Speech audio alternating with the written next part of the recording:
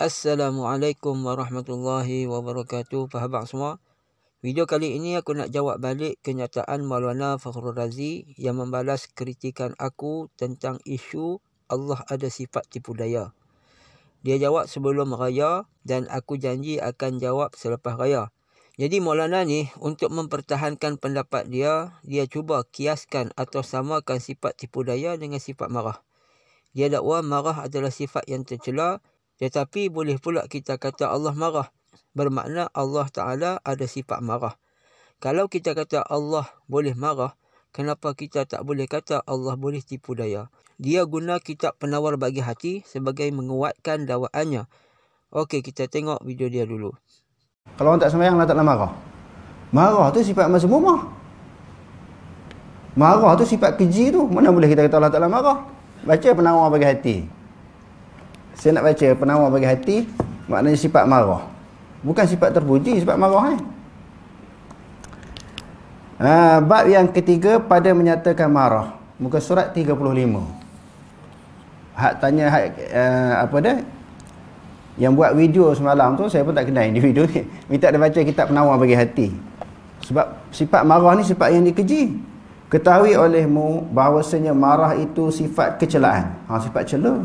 Bukan sifat yang dipuji. Yang sangat banyak kebinasaan. Sifat marah ni banyak kerosakan. Banyak binasa, banyak musnah. Dengan sebab marah tu tadi. Kerana menyebabkan ia pada anggota yang zahir akan memukul dan memaki. Kesan daripada marah ni kita pukul orang. Lepas tu maki kat orang. Dan membunuh. Sampai ke muncak marah sangat tu boleh bunuh orang lah pula. Ada bunuh orang tu kes marah lah tu. Jadi marah ni, tanya sekali lagi. Sifat terpuji ke sifat yang terkeji? Sifat yang baik ke sifat buruk? Kita kata Allah Ta'ala marah. Betul ke salah? Boleh ke kita kata Allah Ta'ala marah? Dalam Quran banyak perkataan marah. Kalau tak boleh kata Allah Ta'ala tu ada sifat tipu daya, sifat marah pun tak boleh sebut. Sebab sifat marah tu sifat yang dikeji. Sifat yang mazbumah pada syarak. Baik, adakah marah sifat yang tercela secara mutlak? Marah bukanlah sifat tercela secara mutlak. Marah tercela apabila ia tidak dikawal. Kalau sifat marah tercela secara mutlak, maka para Nabi dan Rasul pun tidak boleh marah. Kerana para Nabi dan Rasul mustahil ada sifat tercela. Jadi sifat marah ni tercela apabila ia tidak dikawal. Inilah yang dimaksudkan oleh pengarang kitab Penawar Bagi Hati, iaitu Syekh Abdul Qadir. Tapi Maulana cerita sekerat saja, sama ada dia sengaja sembunyikan atau dia tak baca habis. Okey, aku bawakan teks dia, muka surat 36 kitab Penawar Bagi Hati. Dan tiada aku kehendaki dengan memecahkan itu menghilangkannya sama sekali. Kerana bahawasanya tiada ia hilang sama sekali. Dan tiada sayogianya bahawa ia hilang. Bahkan jika hilang ia marah. Nescaya wajib menghasilkan marah tu. Kerana bahawasanya ia, yang marah, perkakas bagi memerangi sekalian kafir. Dan menegah daripada segala kejahatan. Dan menyuruh dengan mengerjakan kebajikan. Dan adalah marah itu seperti anjing perburuan.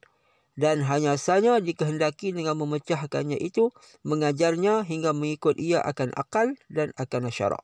Jadi Maulana pergunakan kitab Penawar Bagi Hati untuk kepentingan diri dia, dengan menyelewengkan maksud yang dikehendaki oleh tuan kitab. Walaupun sifat marah bukanlah sifat tercela secara mutlak, tetapi ulama mengatakan maksud marah atau murka Allah itu ialah Allah berkehendak memberi balasan kepada asi, yakni ahli maksiat. Atau Allah berkehendak menjauhkan seseorang daripada kebaikan dan rahmatnya. Jangan kita kata Allah ada sifat pemarah pula. Cara Maulana ni, dia akan tunjuk kitab-kitab dia, letak depan supaya budak-budak Wahabi Salafi percaya. Dia banyak baca kitab. Kitab banyak tak penting. Yang pentingnya syarah kitab tu kena betul. Jangan syarah buat pala tahu. Nak kencing budak-budak Wahabi Salafi? Bolehlah. Okey, video seterusnya. Yang kedua, saya menggunakan perkataan yang layak. Tipu daya yang layak. Kalau dulu sebut Allah Ta'ala berada atas aras, Allah Ta'ala berada dengan yang layak baginya. Allah Ta'ala ada tangan yang layak, mata yang layak. Dia kata kalau macam tu senang. Semua pakai kata semua yang layak walaupun tak sesuai. Ini yang bahaya ni, dia kata. Boleh merosakkan akidah orang awam. Nak rosak macam mana bila kita kata yang layak? Apa yang terbayang di dalam pemikiran kita, yang Allah Ta'ala menyamai dengan makhluk, tak layak lah. Susah benar ke nak faham? Kita kata tangan yang layak, mata yang layak, istawa yang layak, tipu daya yang layak. Layak ni apa makna? Yang sesuai. Kalau terbayang di dalam pemikiran kita, sifat-sifat yang disebutkan tadi ada penyerupaan, maka tak layak lah. Tak sesuai lah. Tu kena faham. Dan perkataan layak ini memang diguna dalam kitab. Salah satu contohnya, tak usah bawa kitab besar-besar lah. Saya tunjuk kitab besar-besar ni, orang tak faham. Baca kitab Risalah Tauhid. Jawi ya. Kitab Jawi, muka surat 18. Kenapa saya menggunakan perkataan layak? Kerana perkataan itu digunakan oleh ulama-ulama salaf. Dan juga ulama-ulama yang berpegang dengan akidah khalaf. Bila dia nak menceritakan tentang akidah salaf, dia kata sifat yang layak. Okey, muka surat 18. Sungguhnya ada perkataan di dalam Al-Quran, di dalam Quran dan hadis yang menyebut muka dan tangan. Yang menyebut muka dan tangan Allah. Maka perkataan itu hendaklah kita iktikadkan sabit secara yang layak. Dia kata apa? Muka tangan tu dia kata sabit. Sabit tu maknanya adalah wujud, isbat. Sabit secara yang layak dengan Allah. Yang layak apa makna tadi? Yang sesuai dengan Allah. Yang maha suci daripada berjisim. Maha suci daripada bersifat dengan segala sifat yang baharu. Maha suci, bersih.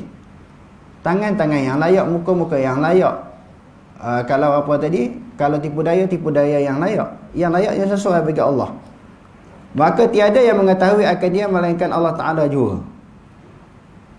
Demikian inilah perjalanan i'tiqad sekalian sahabat dan orang yang mengikut sahabat. Maknanya tabi'in lah. Dan orang yang mengikut, bagi orang yang mengikut sahabat, tabi'un tabi'in, yang dinamakan ulama mutaqaddimin, ulama yang terdahulu. Maulana tunjuk kitab Risalatul Tauhid untuk menguatkan hujahnya bahawa Allah ada sifat tipu daya yang layak baginya. Yang penting kena kata yang layak bagi Allah, walaupun sifat tu tak layak bagi Allah. Sedangkan tuan kitab nak hurai bagaimana ulama salaf berdepan dengan ayat-ayat mutasyabihat. Seolah-olah Maulana kata tuan kitab mengisbatkan wajah, tangan dan istiwa yang layak bagi Allah. Sebenarnya tuan kitab nak terangkan cara salaf berdepan dengan ayat-ayat mutasyabihat. Jadi ulama salaf tidak mengisbatkan makna yad, wajah atau istiwa. Mereka mengisbatkan lafaz. Cuba tengok teks tu. Perkataan itu hendaklah diisbatkan bagi Allah yang layak baginya. Tuan kitab kata perkataan, yakni lafaz, bukan isbat makna. Seperti ulama salaf mengatakan tafsiruha qiraatuha, yakni tafsiran ayat-ayat mutasyabihat adalah bacaannya.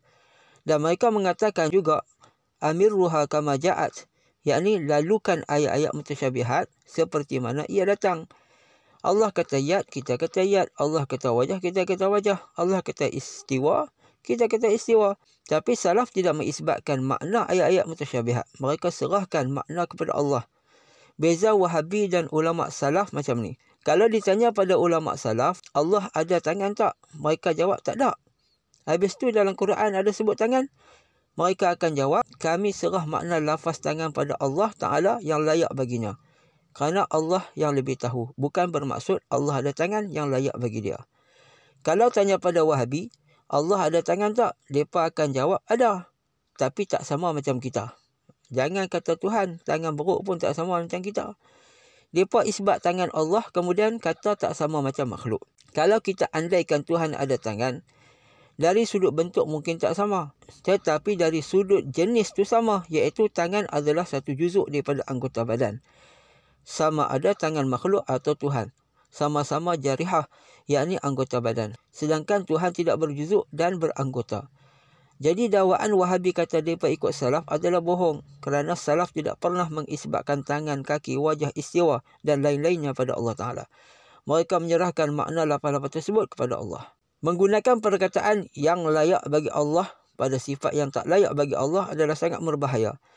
Jika digunakan secara bebas, nanti akan ada orang akan mengatakan secara salah. Contohnya puak batiniyah. Dia kata Allah boleh bersatu dengan makhluk. Kalau kita kata tak betul, mereka akan kata bersatu yang layak bagi Allah Ta'ala. Jadi rosak semua. Jadi dua kitab yang Maulana bawa tadi tidak satu pun yang menyokong kenyataan dia.